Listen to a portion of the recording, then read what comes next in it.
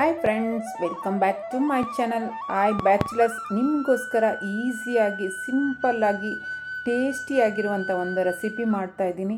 ಈ ರೆಸಿಪಿ ಏನಪ್ಪ ಅಂದರೆ ಎಲ್ಲರಿಗೂ ಗೊತ್ತಿದೆ, ಆದರೆ ಇದೊಂಥರ ನನಗೆ ಚಾಲೆಂಜ್ ಆಗಿರುವಂಥ ಒಂದು ರೆಸಿಪಿ.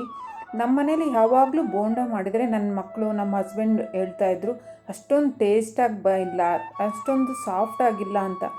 ಏನಪ್ಪ ಮಾಡೋದು ಅಂತ ಯಾವಾಗಲೂ ನನಗೆ ಯೋಚನೆ ಆಗಿತ್ತು. ಬಟ್ ನನ್ನ ಸಿಸ್ಟರು ಅಂದರೆ ನಮ್ಮ ಹಸ್ಬೆಂಡ್ ಅದಕ್ಕೆ ತುಂಬ ಚೆನ್ನಾಗಿ ಟೇಸ್ಟಾಗಿ ಮಾಡ್ತಾಯಿದ್ರು. ನನ್ನ ಮಕ್ಕಳು ಹೇಳೋರು, ಅಮ್ಮ ದೊಡ್ಡಮ್ಮ ಮಾಡಿದ ಥರ ಬರ್ತಾ ಇಲ್ಲ ಅಂತ. ಹೇಗಾದರೂ ಮಾಡಿ ನಮ್ಮ ಅಕ್ಕನ ಹತ್ರ ರೆಸಿಪಿ ತಿಳ್ಕೊಬೇಕು ಅಂತ ಮೊನ್ನೆ ಊರಿಗೆ ಹೋಗಿದ್ದಾಗ ಅವ್ರು ಹೇಗೆ ಮಾಡಿದರು ಅಂತ ತಿಳ್ಕೊಂಡೆ. ಬಟ್ ಅವ್ರು ಮಾಡಿದರು ನನ್ನ ಮುಂದೆನೇ. ಆ ಒಂದು ರಹಸ್ಯನ ನಿಮ್ಮ ಹತ್ರ ಹೇಳ್ತಾ ಇದ್ದೀನಿ. ನೀವೆಲ್ಲ ಕ್ಯೂರಿಯಾಸಿಟಿ ಎಲ್ಲ ಇದೆಯಲ್ಲ, ನಿಮಗೂ ತಿಳ್ಕೊಬೇಕು ಅಂತ. ಏನೂ ಇಲ್ಲಪ್ಪ, ನಾವು ಈರುಳ್ಳಿ ಮತ್ತು ಸಬ್ಬಕ್ಕಿ ಸೊಪ್ಪು, ಕೊತ್ತಂಬರಿ ಸೊಪ್ಪು ಹಚ್ಚೋ ರೀತಿಯಲ್ಲಿದೆ.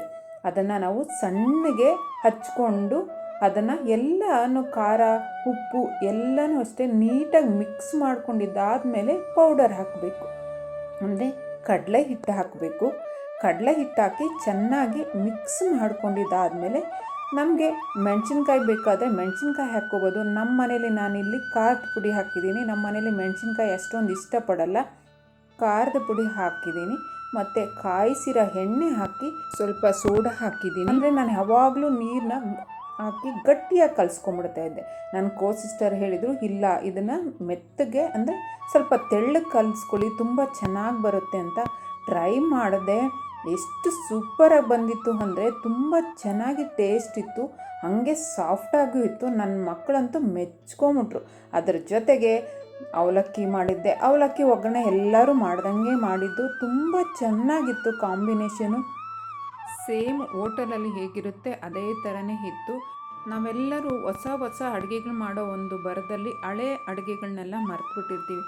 ಅವಲಕ್ಕಿ ಏನು ಬಿಡು ಸಿಂಪಲ್ ಅಂತ ಅನ್ಕೋತೀವಿ, ಬಟ್ ಮಾಡೋ ರೀತಿಯಲ್ಲಿ ಇರುತ್ತೆ ಅದು ಸಿಂಪಲ್ ಟೇಸ್ಟ್ ಹೇಗಿರುತ್ತೆ ಅಂತ. ಬೆಳಗ್ಗೆ ಬ್ಯುಸಿ ಶೆಡ್ಯೂಲಲ್ಲಿ ಎಲ್ಲರೂ ಒಟ್ಟಿಗೆ ಕೂತು ನಾವು ಬ್ರೇಕ್ಫಾಸ್ಟ್ ಮಾಡಲ್ಲ, ಆದರೆ ರಾತ್ರಿ ಟೈಮ್ ಎಲ್ಲರೂ ಒಟ್ಟಿಗೆ ಕೂತ್ಕೊಂಡು ಊಟ ಮಾಡಿದ್ವಿ. ಅದು ಈ ಚಳಿಗಾಲದಲ್ಲಿ ಬೋಂಡದ ಜೊತೆ ಅವಲಕ್ಕಿ ಸವಿತಾ ಎಲ್ಲರೂ ಮಾತುಗಳು ಆಡ್ತಾ ನಗ್ತಾ ಊಟ ಮಾಡಿದಂತೂ ತುಂಬಾ ಖುಷಿಯಾಗಿತ್ತು ಆವತ್ತಿನ ದಿನ. ನೀವು ಒಂದ್ಸರಿ ಟ್ರೈ ಮಾಡಿ, ನಿಮ್ಮ ಮನೆ ಮಂದಿಯೆಲ್ಲ ಕೂತು ಊಟ ಮಾಡಿ ಟೇಸ್ಟ್ ಹೇಗಿತ್ತು ಅಂತ ನನಗೆ ಕಮೆಂಟ್ ಬಾಕ್ಸಲ್ಲಿ ಕಾಮೆಂಟ್ ಮಾಡಿ ಫ್ರೆಂಡ್ಸ್. ನನ್ನ ಚಾನಲ್ನ ಸಬ್ಸ್ಕ್ರೈಬ್ ಮಾಡಿ, ಲೈಕ್ ಮಾಡಿ, ಫ್ರೆಂಡ್ಸ್ ಜೊತೆ ಶೇರ್ ಮಾಡಿಕೊಡಿ. Thank you for watching my videos. ಹೊಸ ಹೊಸ ರೆಸಿಪಿ ಜೊತೆ ನೆಕ್ಸ್ಟ್ ವಿಡಿಯೋದಲ್ಲಿ ನಿಮ್ಮನ್ನು ಮೀಟ್ ಮಾಡ್ತೀನಿ. Thank you.